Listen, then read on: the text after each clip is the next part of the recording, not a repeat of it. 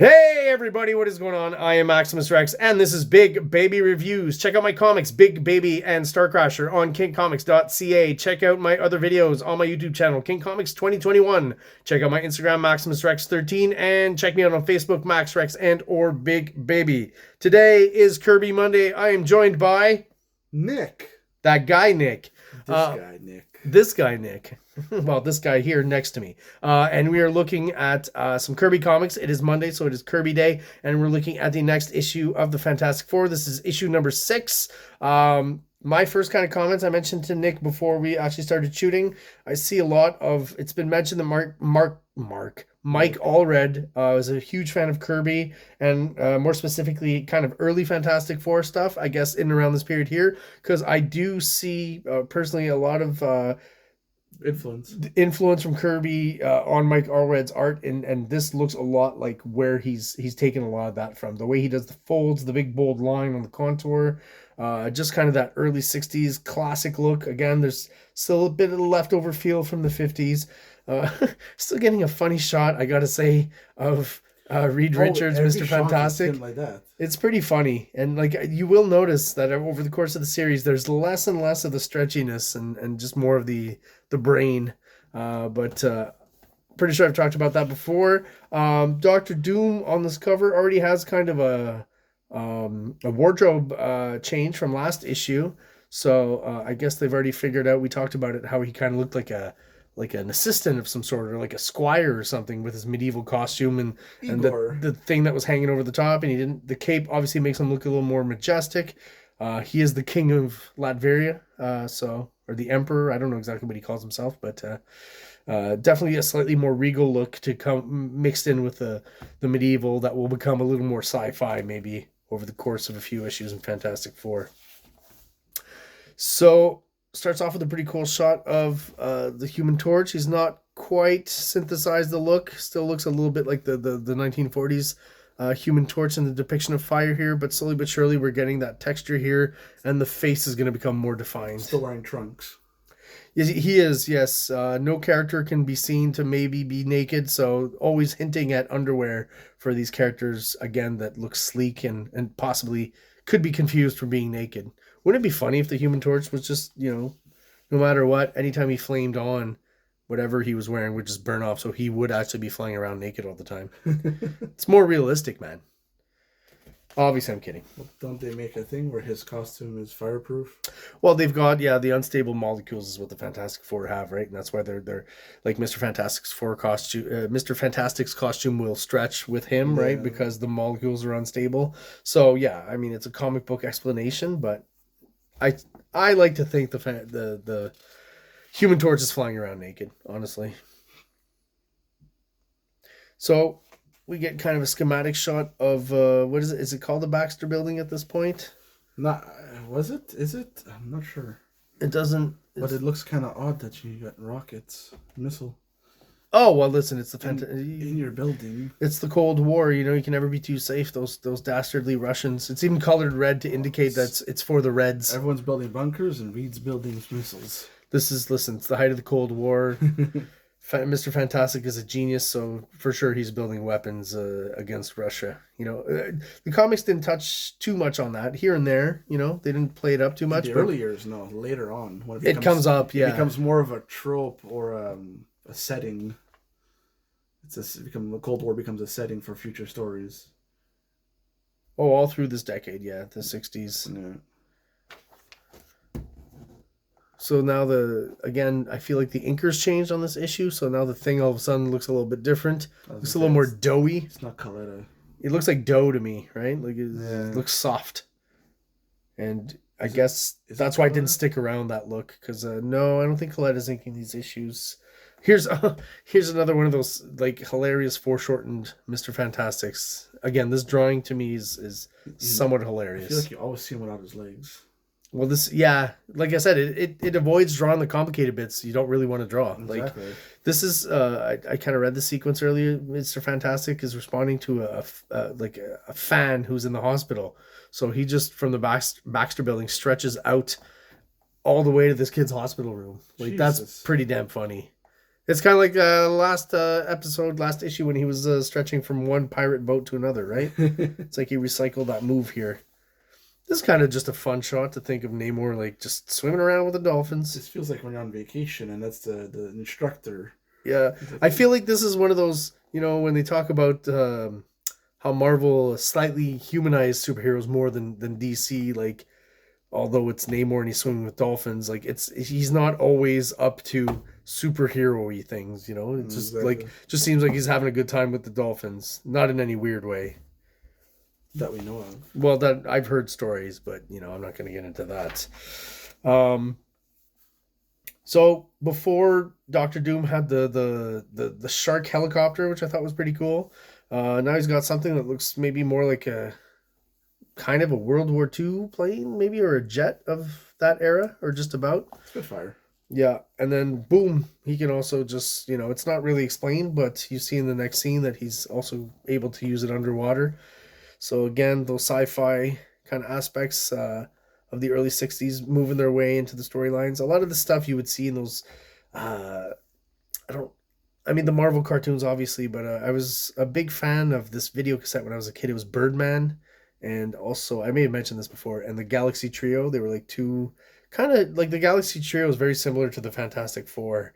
So there's something to it where it's a vibe, again, in all entertainment, these kind of concepts, I guess, Kirby's getting concepts from TV and magazines. He's doing it in the comic, and then maybe someone who works on TV sees it in the comic, and they try to kind of apply it on TV. It's been happening for years. Doom's almost looking like nice and sympathetic here. Kind of an odd expression. What expression? Well, just calm and serene, I guess, is how I describe it. Sometimes, like, just this little shot here, I think is just so well done. The body language and just seeing enough of the ship and stuff. Just a great panel. Here's another great panel, too.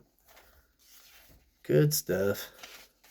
We'll see later on when Kirby draws Namor. It's not so bad here, but I think I mentioned it before where the eyebrows, he kind of pushes more, and the eyelashes, and he starts to look like a drag queen. Here, it's not so obvious to me, but there's something to it where it's like theater makeup or something. I don't know how to describe it. I like this whole scene where it's like everything is kind of underground, underwater related, right? Starfish and it feels very Aquaman. It's very, it's again any kind of I bring back the Galaxy Trio because there's an episode where they go underground and they meet these people who are pretty much Atlanteans, and it's like the design is very similar to all this kind of stuff. One little detail though, if that's like, it looks to me like a piece of coral reef or something, that would just shred your foot to shit to just like have it. You know what I mean? You'd have like little razor blade cuts within a few minutes. Not something I would rest my naked foot on. Isn't he bulletproof? Well, of course he's invulnerable and strong and stuff. Okay, so here, this is another thing I wanted to point out. That's like, it's kind of like to me, a proto Darkseid face. And this is probably not even the first time Jack Kirby's drawn the big stone face guy. That's another trope that he has all throughout his career. So, I guess I feel like this is like proto Darkseid. He's working out the look over years and years. And also, Nick, do you know about the movie Zordoz? Never heard of it. Oh my god. Okay, so those of you watching as well, if you don't know what Zardoz, it's one or the other. Look it up. It's a weird sci-fi movie from the 70s. It stars Sean Connery in a weird looking mankini thing. You might have seen a picture at some point. It's really cheesy looking, but the movie is pretty fucking cool, to be honest. Very weird, very strange. Surrealist kind of sci-fi barbarian mixed stuff. Like, it was a huge flop, but I guarantee if you watch it, you'll find it interesting. And it starts off with this huge stone floating head, right? And that's why it's interesting. It's the most Kirby movie I've ever seen, honestly. If you check it out, I guarantee you're gonna like it, and you'll get what I'm saying. It's almost like literally a Jack Kirby movie is how I describe it. I started watching it, and it's just that huge stone floating head, and I was like, holy crap, this is Jack Kirby stuff. Looks kind of like this. Where do they get it? From Jack Kirby. I want to point out as well, Jack Kirby had this habit that he eventually kind of let go of, but he's always kind of like, for some reason, branding the heroes with a letter, right? Yeah. Like Galactus when he showed up had a big G, right? Yeah. And eventually he kind of pulled away from that. Like, and it was even funny because at first I'm like, Namor, why is it an S? And then of course I thought a bit more. And I was like, of course it's because it's the Submariner, right? Took me a few seconds, but like, yeah, this interesting kind of concept of, it's like if I walked around with a shirt with a big M on it, and Nick would have an N, right? Like, it's just like, let me help you point you towards my name. It's kind of like, what's Namor backwards? Roman, right? Yeah, that's right.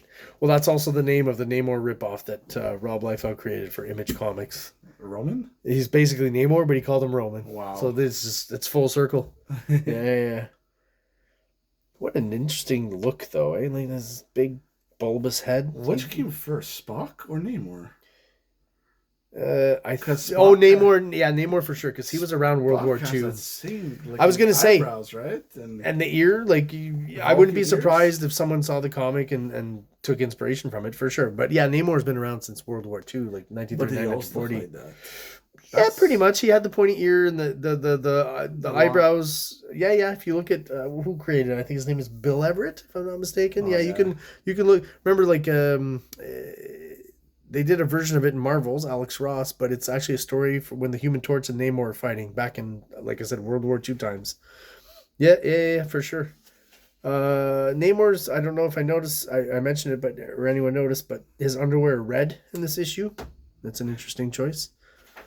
Because eventually, like, Namor just starts to look like a normal guy with slightly, like, angular eyebrows and pointy ears. But here, like, even the size of the head, the hairline, like, everything's a little off and kind of alien.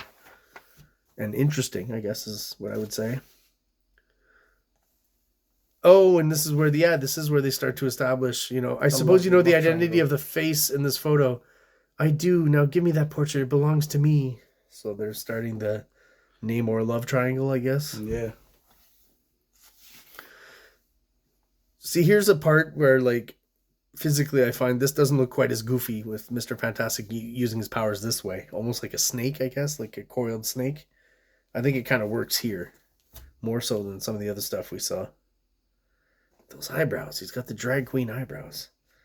That's why I wonder what Sue sees in him. But he's super muscular and he walks around in his underwear, so I guess that's part of it too. The rock hard abs. Maybe it's the dinky wings. I always wondered, what a weird choice, eh? The wings. Yeah, and like, what did it serve as? Nothing. It's actually to help him fly. He literally flies from the little wings on his feet. Oh wow, okay. Yeah, so they flutter. Yeah. Like, you don't really see it much in this comic, but like that's literally the explanation and continuity.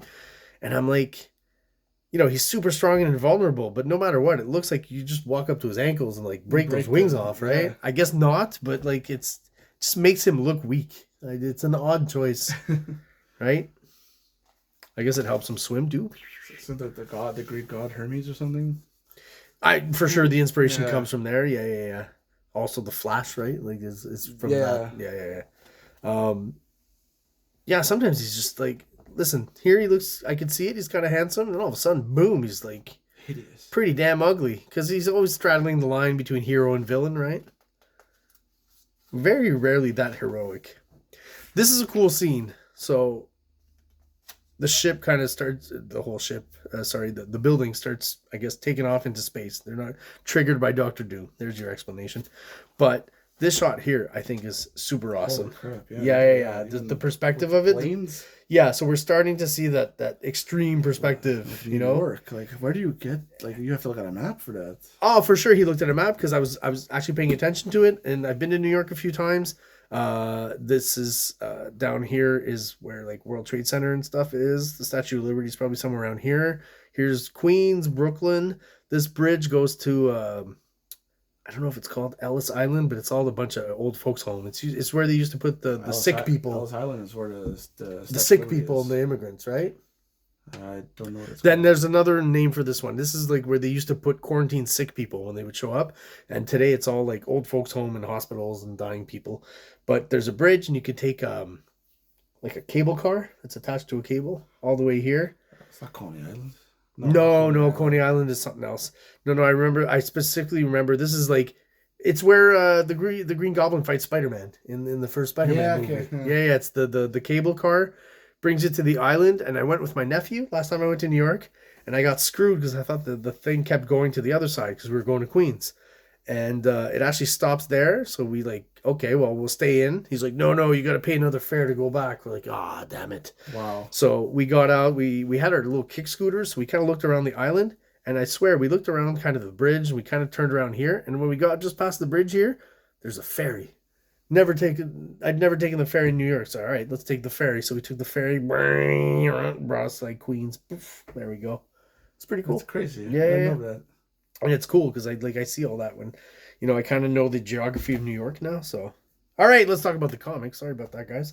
But yeah, so this shot, what I wanted to say is there's a documentary online. It's like an hour long on Jack Kirby. Maybe you've watched it. I don't know. I've watched it a bunch of times. I think it's pretty interesting. And it's either Marv Wolfman or Len Wein, two Marvel writers and Fantastic Four Jack Kirby fans who talk about this panel here, right? So I'm like, when I got to the panel reviewing the comic, I remembered that.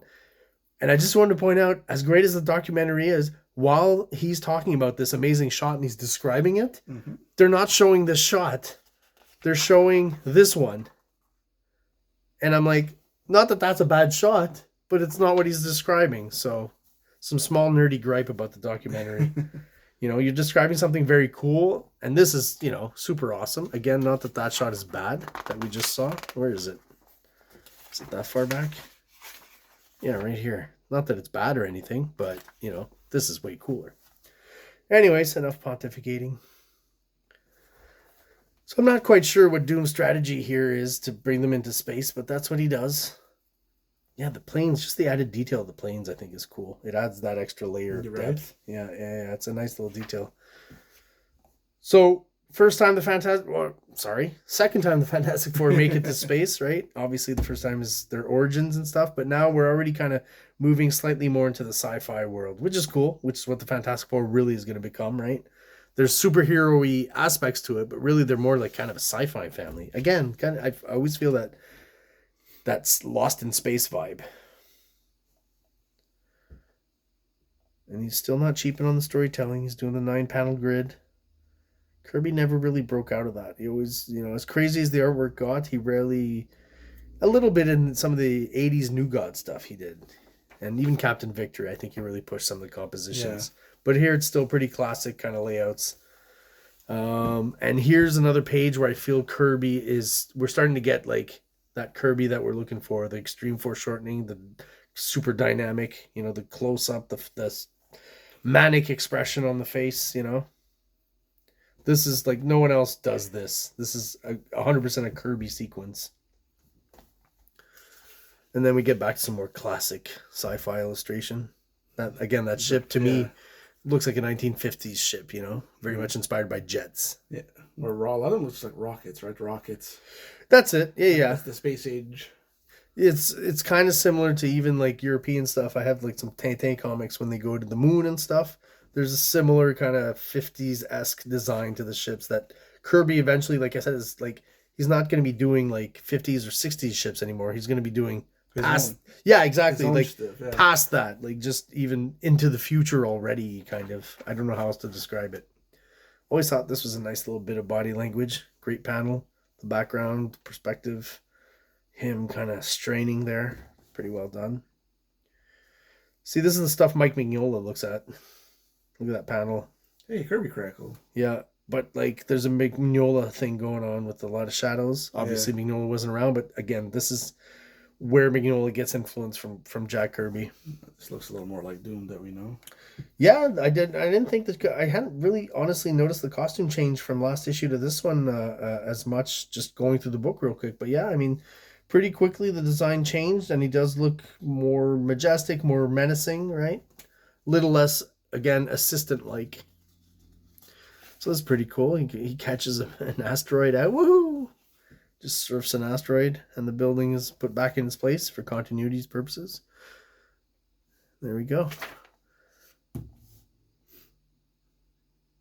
And that's the end of our issue, and that's the end of Dr. Doom and Namor teaming up, at least for now.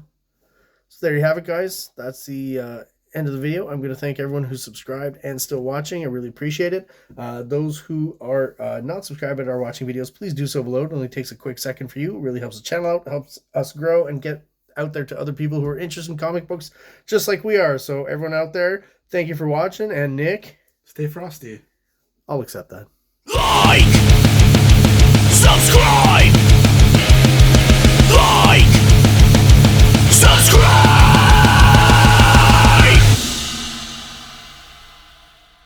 King Comics presents Big Baby, Volume 1, Issues 1 to 13, 204 pages of story and art. King Comics also presents Star Crasher one-shot, 32 pages, cosmic sci-fi surrealist adventure. You can find these fine comics at KINGCOMICS.CA, at MaximusRex13 on Instagram, or on Facebook, MaxRex or Big Baby.